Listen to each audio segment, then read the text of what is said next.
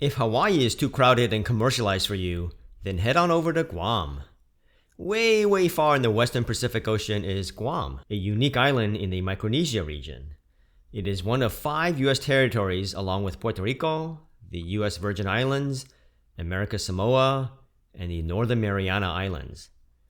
It's been on my bucket list, and I finally got a chance to visit there recently. So come with me on my adventure to this gem of an island. I arrived from Honolulu via United's Island Hopper route, which took about 15 hours, but a normal person from the US would fly in directly from Honolulu, which is about a 7-hour flight. You can also fly in from Tokyo, Seoul, or Manila, which are all about 4 hours of flight time. The bulk of the tourists to Guam are from Japan and South Korea, as Guam is within easy reach for them, and that's like the closest to America they can get without having to fly really that far. And it's pretty obvious when you go around the stores, there's a lot of things that have Japanese menus and Japanese signs. There were a few things to note which surprised me. Being an American territory, they definitely speak English as their primary language, but they also speak Chamorro, the language of the indigenous people of the Mariana Islands. They use the US dollar as the official currency, so that wasn't an issue. They drive on the correct side, the right side of the road. And then they use 110 for electricity and all the US plugs. So that's all good. But they don't have American cell phone companies operating there. All of these cell phone companies are foreign to me, like Docomo Pacific, which is owned by NTT Docomo of Japan, Guam Telecom, and then IT&E, which is owned by SK Telecom of South Korea. So make sure you either get a local SIM card with Airalo or with the local providers. Otherwise, you would be paying unexpected roaming charges, as I discovered when I got home and got my bill. The main spots where tourists stay is the Tumon Bay area. There are a ton of large chain hotels ranging from the Hilton down south to the Nikko up at the north end of the bay. In between, you got things like the Crowne Plaza, the Hyatt Regency, the Dusit Thani, and like 20 big hotels. The northern end of Tumon Bay feels like a mini Waikiki, as there's plenty of hotels, brand name shops, and chain American restaurants all along the strip. To get around, you can just walk, because it's only about 2.5 miles between the Hilton Guam Hotel and the Nikko. But when it's hot and humid, you might want to rethink that.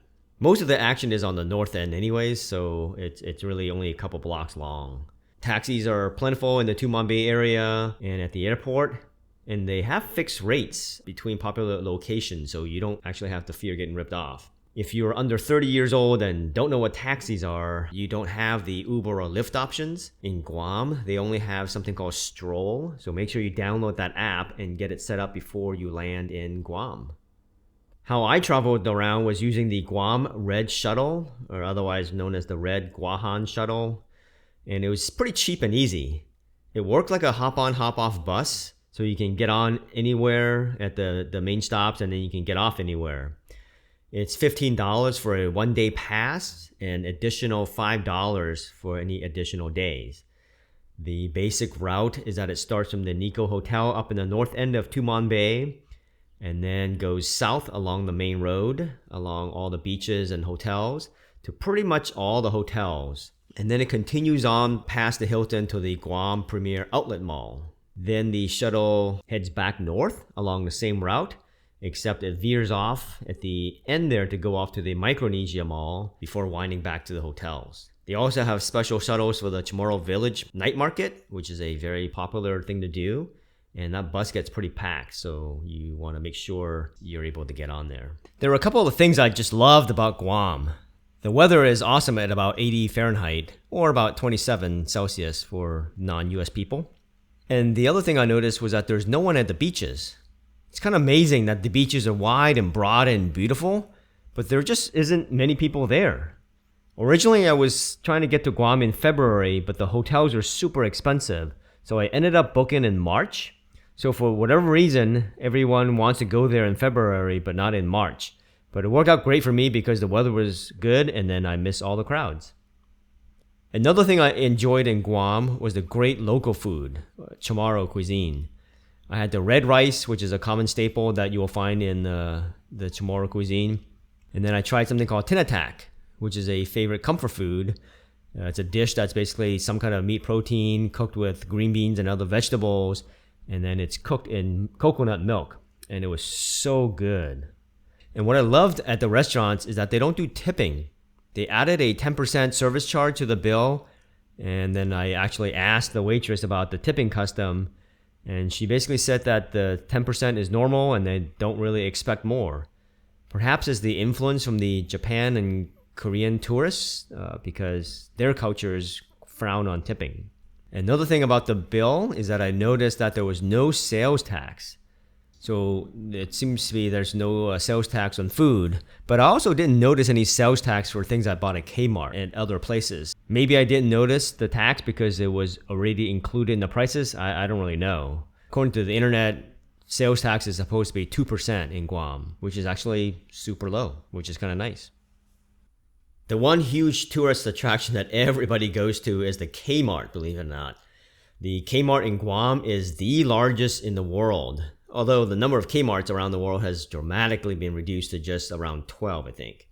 But this place is pretty huge, and I want to say that it's actually bigger than a Costco. This place is so big that there is overflow parking on top of the store.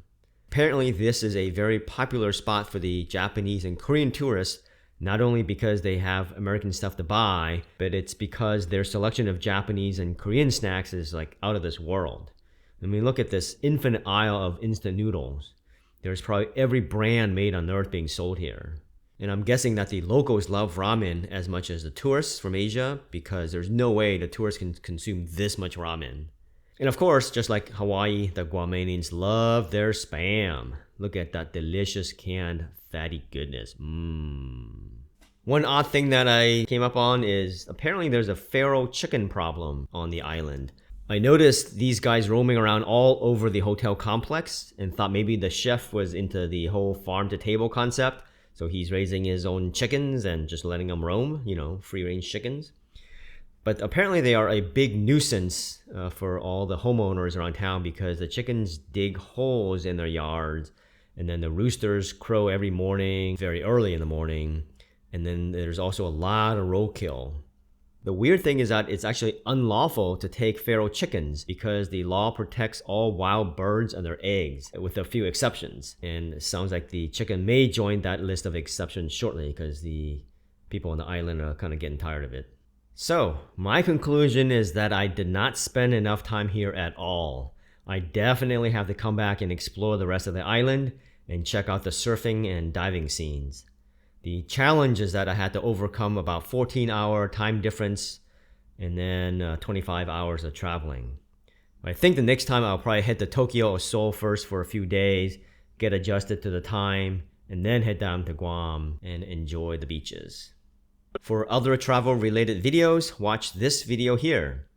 Make sure you click on the blue monkey to subscribe. Safe travels and make it memorable.